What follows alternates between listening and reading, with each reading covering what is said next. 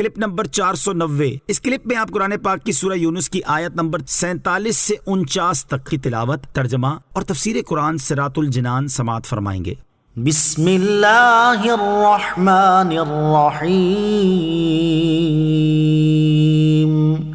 ترجمہ، اللہ کے نام سے شروع جو نہایت مہربان رحمت والا ہے۔ وَلِكُلِّ أُمَّةٍ رَسُولٌ فَإِذَا جَاءَ رَسُولُهُمْ قُضِيَ بَيْنَهُم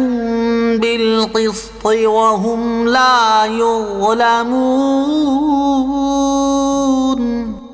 ترجمہ، اور ہر امت کے لیے ایک رسول ہوا ہے، تو جب ان کا رسول ان کے پاس تشریف لاتا تو ان کے درمیان انصاف کے ساتھ فیصلہ کر دیا جاتا اور ان پر کوئی ظلم نہیں کیا جاتا ہے۔ وَلِكُلِّ أُمَّةٍ رَسُولٌ، اور ہر امت کے لیے ایک رسول ہوا ہے۔ اس آیت سے پہلے اللہ تعالیٰ نے رسول اکرم علیہ الصلوۃ والسلام کے ساتھ کفار قریش کی مخالفت کا حال بیان فرمایا تھا، اور اس آیت میں یہ بیان فرمایا کہ ہر نبی علیہ الصلوۃ والسلام کے ساتھ اس کی قوم ایسا ہی معاملہ کرتی تھی۔ قُضِيَ بَيْنَهُم بِالْقِسْطِ، ان کے درمیان انصاف کے ساتھ فیصلہ کر دیا جاتا۔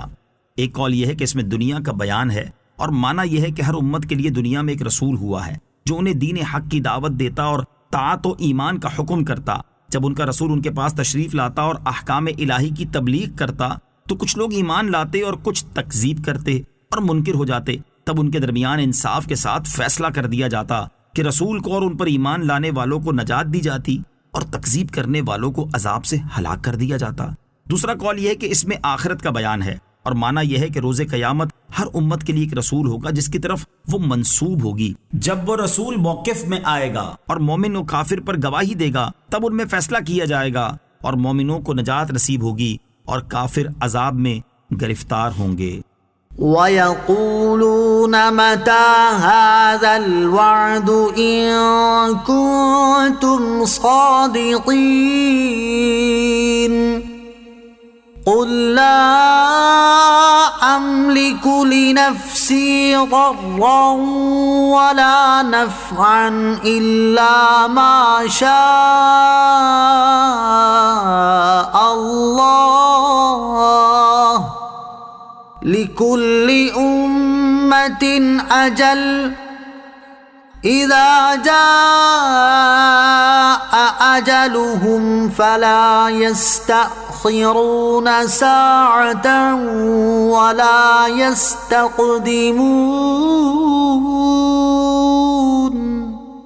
ترجمہ، اور کہتے ہیں اگر تم سچے ہو تو یہ وعدہ کب آئے گا؟ تم فرماؤ میں اپنی جان کے لیے نقصان اور نفع کا اتنا ہی مالک ہوں جتنا اللہ چاہے۔ ہر گروہ کے لیے ایک مدت ہے، تو جب وہ مدت آ جائے گی تو وہ لوگ ایک گھڑی نہ تو اس سے پیچھے ہٹ سکیں گے اور نہ آگے ہو سکیں گے۔ وَيَقُولُونَ، اور کہتے ہیں جب نبی اکرم علیہ الصلوۃ والسلام نے کفار کو عذاب نازل ہونے سے ڈرایا اور ایک عرصہ گزرنے کے باوجود عذاب نہ آیا تو اس وقت کفار نے کہا کہ اگر تم سچے ہو تو یہ عذاب کا وعدہ کب آئے گا؟ قُل لَّا أَمْلِكُ لِنَفْسِي ضَرًّا وَلَا نَفْعًا إِلَّا مَا شَاءَ اللَّهُ،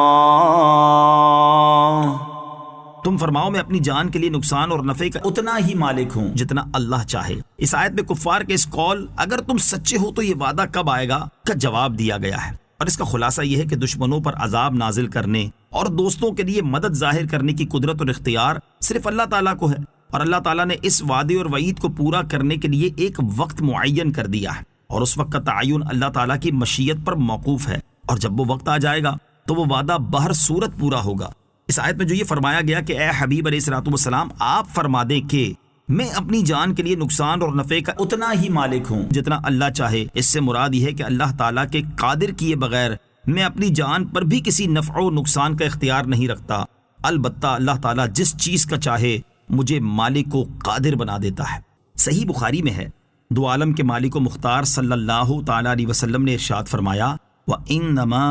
أَنَا قَاسِمٌ وَاللَّهُ يُعْطِي،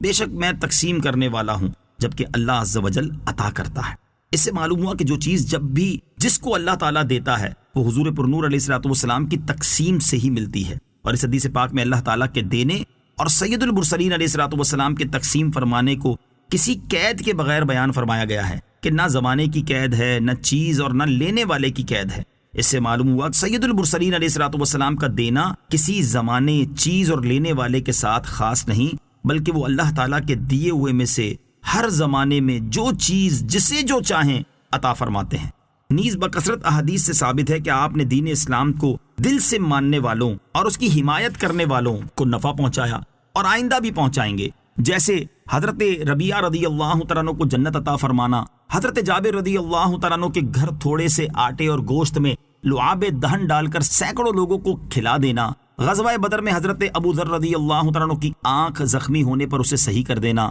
غزوہ احد کے موقع پر حضرت قتادہ رضی اللہ تعالیٰ عنہ کی تیر لگنے سے آنکھ نکل جانے پر ان کی آنکھ درست کر دینا، حضرت علی المرتضیٰ رضی اللہ تعالیٰ عنہ کے لیے سورج کو واپس لوٹا کر گئے ہوئے دن کو عصر کر دینا، غزوہ خیبر کے موقع پر آپ کرم اللہ تعالیٰ وجہ الکریم کو ہونے والی آشوب چشم کی بیماری دور کر دینا، ایک غزوے کے موقع پر 1500 صحابہ کرام رضی اللہ تعالیٰ عنہم کو انگلیوں سے پانی کے چشمے جاری کر کے سیراب کر دینا۔ اسی طرح وصال ظاہری کے بعد حضرت بلال بن حارث مزنی رضی اللہ تعالیٰ عنہ کے سرکار دو عالم علیہ الصلوۃ والسلام کے مزار اقدس پر حاضر ہو کر بارش کی دعا کرنے کی عرض پر بارش ہونے کی خوشخبری دینا، مزار اقدس پر حاضر ہو کر مغفرت طلب کرنے والے اعرابی کو مغفرت ہو جانے کی بشارت دینا، قیامت کے انتہائی سخت لمحات میں امتوں کا حساب شروع کروا کر اولین و آخرین تمام انسانوں، جنوں اور حیوانوں کی مدد کرنا، گناہگار امتیوں کی شفاعت کرنا، حوض کوثر پر پیاسے امتیوں کو سیراب کرنا، میزان عمل پر گناہگار امتیوں کے اعمال کے وزن کو بڑھانا اور پل صراط پر کھڑے ہو کر اپنے امتیوں کی سلامتی کی دعائیں مانگنا، یہ سب تاجدار رسالت علیہ الصلوۃ والسلام کے نفع پہنچانے کی واضح مثالیں ہیں۔ اور جس طرح آپ نے دین اسلام کے حامیوں کو نفع پہنچایا ہے، اسی طرح اسلام کے دشمنوں کو نقصان بھی پہنچایا۔